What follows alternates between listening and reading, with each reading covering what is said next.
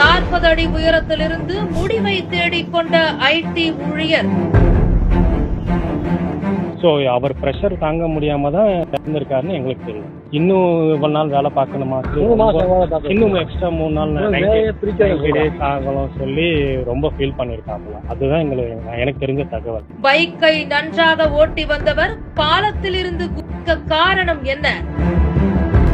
சென்னையை அடுத்த குரோம்பேட்டை சாந்தி நகரை சேர்ந்த 39 வயதான பாலாஜி தாக்கூர் சென்னையில் உள்ள ஐடி நிறுவனத்தில் வேலை செய்து வருகிறார். காலை 9 மணி அளவில் வீட்டிலிருந்து வேலைக்கு செல்லும் வழியில் சென்னை விமான நிலையம் எதிரே உள்ள மீனம்பாக்கம் திருச்சூலம் மேம்பாலத்திற்கு வந்தார்.